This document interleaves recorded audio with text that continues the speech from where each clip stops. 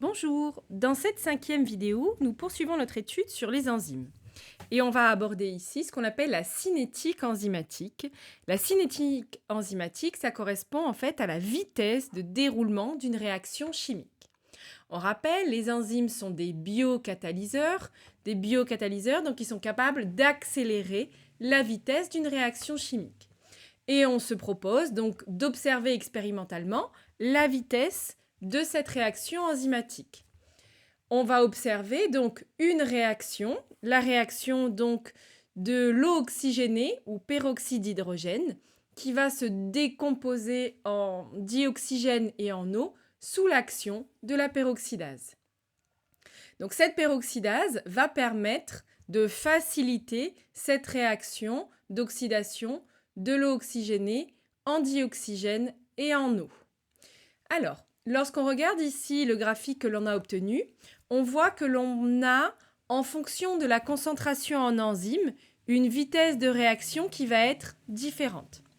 En effet, on va avoir, par exemple, pour une solution diluée à 1/32e, on va avoir une production de dioxygène qui va rester faible au cours du temps.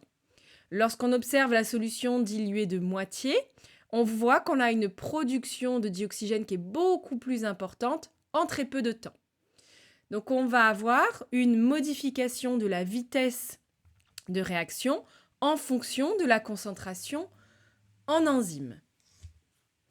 On peut, pour pouvoir étudier la cinétique enzymatique, soit travailler sur la production du produit, donc de voir l'augmentation de la production du produit, soit travailler sur la disparition du substrat. Nous, dans les exemples qu'on utilise, on va plutôt travailler sur la production de produits.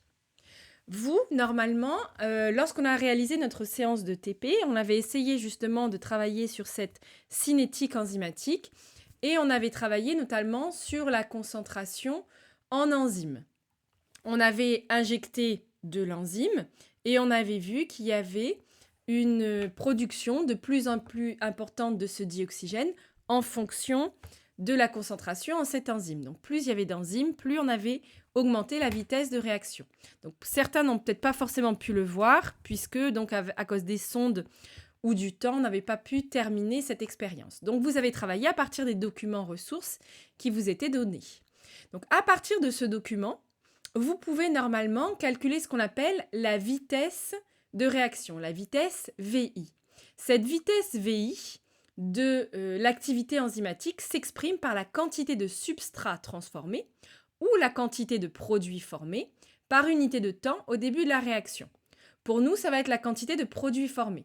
Donc, une quantité de produit formé en fonction du temps va nous donner la vitesse de la réaction enzymatique. Donc, on peut calculer la pente de chaque droite pour pouvoir obtenir la vitesse de réaction enzymatique de notre expérience. Dans le TP, on vous propose un autre document qui est celui de vous fournir directement les vitesses initiales. Donc, vous n'avez pas à les calculer, elles sont directement calculées pour cette expérience ici. Là, ce que l'on a fait, c'est qu'on a changé, on a plutôt injecté un substrat qui va être plus ou moins dilué.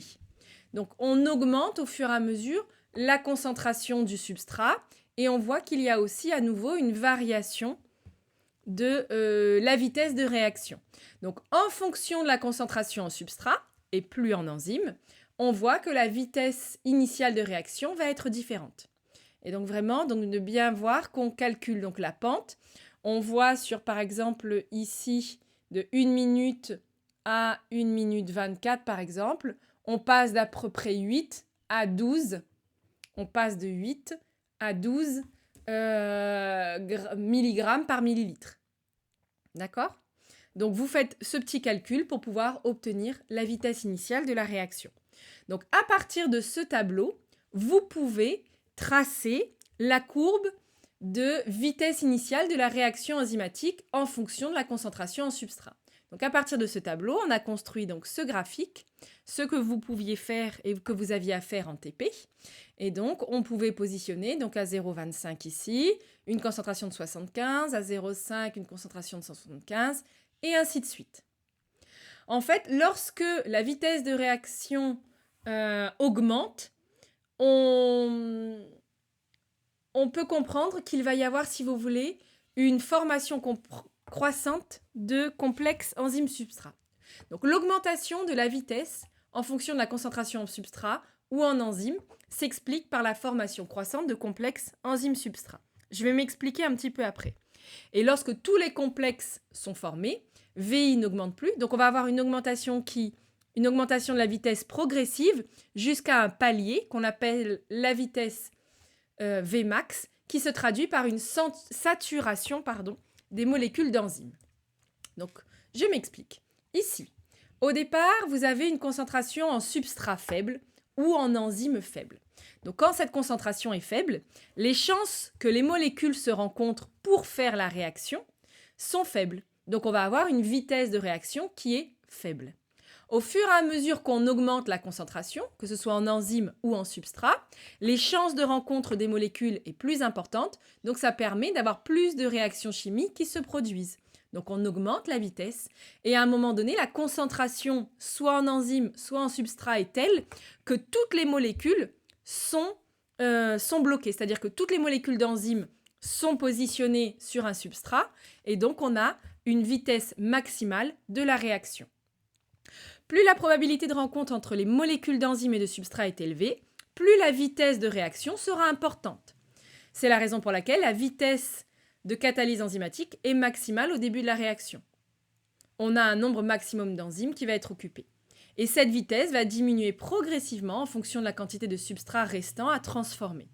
Et la vitesse de réaction va correspondre donc à ce qu'on a dit tout à l'heure, le coefficient directeur de la tangente, c'est-à-dire de calculer la pente de la courbe au tout début de la réaction. Alors, on a vu qu'on a une vitesse de réaction enzymatique qui peut varier en fonction de la concentration en enzyme ou la concentration en substrat. Ici, on va voir qu'il y a deux autres facteurs qui vont intervenir, la température et le pH. Donc, sur ce document, vous voyez qu'il y a ici la vitesse de réaction en fonction d'une température. On vous dit ici que la température optimale d'une enzyme humaine va se situer aux alentours de 40 degrés. Tiens, 40 degrés, c'est très proche de la température du corps qui est aux alentours de 37 degrés. Et donc, vous allez avoir les enzymes qui vont avoir un fonctionnement optimal à ces températures. Dans le cas de prokaryotes de source chaude, leur température optimale va être plutôt aux alentours de 70 degrés. On peut voir la même chose pour le pH. On va avoir des enzymes qui vont avoir un pH optimal aux alentours de 2,5, notamment pour la pepsine. La pepsine, elle est présente dans l'estomac, donc dans un milieu acide pour permettre la digestion. Et on va avoir pour la trypsine plutôt un pH aux alentours de 6,5, un pH qui est quand même beaucoup plus proche du neutre que le pH de la pepsine. Donc vous avez 4 éléments qui vont faire varier la vitesse enzymatique, donc soit la concentration d'enzymes, soit la concentration en substrat, la température ou le pH. Et il existe un optimum pour lequel l'activité est maximale. Alors, si on revient un petit peu sur le pH, donc on prend l'exemple de la peroxydase, on va avoir donc l'injection de notre eau oxygénée et on voit qu'en fonction du pH, on va avoir une vitesse de production de dioxygène qui est différente. Et on voit qu'ici, le pH neutre est le pH qui permet d'avoir une vitesse optimale.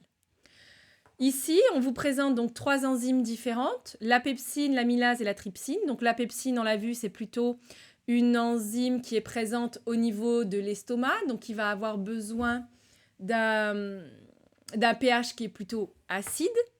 Et on va voir ensuite que l'amylase, pancréatique ou salivaire, elle, va avoir besoin d'un pH un peu plus neutre, aux alentours de 6,5, 7, qui correspond donc au niveau donc, de la salive ou du pancréas. Donc on a besoin d'un milieu beaucoup moins acide.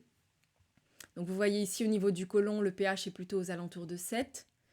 Même au niveau de l'intestin, vous avez ici donc le pH qui devient plus neutre. Le pH est vraiment acide juste au niveau de l'estomac. Et enfin la trypsine, donc une autre enzyme du pancréas qui elle aussi va avoir besoin d'un pH qui va être un peu plus neutre. Alors donc On a présenté... oh là là, pardon. On a présenté ici notre pH qui permettait d'avoir un optimum pour une vitesse enzymatique. Donc le pH optimal, il va être défini pour une enzyme. Avant, donc, si le pH n'est pas assez élevé ici, donc on va avoir un changement, si vous voulez, de conformation de la protéine. En fonction de la présence des ions qui permettent de définir le pH, on va avoir une conformation en 3D de la protéine qui est plus ou moins différente. Donc cette configuration peut changer et si le site actif est touché, on va avoir une modification du fonctionnement. Donc si le pH est trop élevé ou trop faible, on peut avoir une dénaturation de la molécule et donc ça empêche son bon fonctionnement.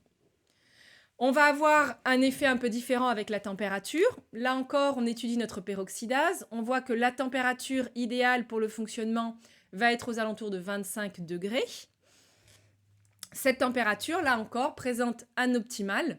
Avant, l'agitation des molécules n'est pas suffisamment importante pour favoriser leur rencontre. Et au-delà, la température peut provoquer la dénaturation aussi de la protéine. Donc une augmentation de la température augmente un accroissement de l'agitation des molécules et donc les probabilités de rencontre augmentent. Au-delà par contre de la valeur, la température détériore la molécule. Donc la vitesse de catalyse enzymatique dépend de nombreux facteurs. Elle augmente en fonction de la concentration en enzyme, la concentration en substrat, dépend de la température ou du milieu du pH.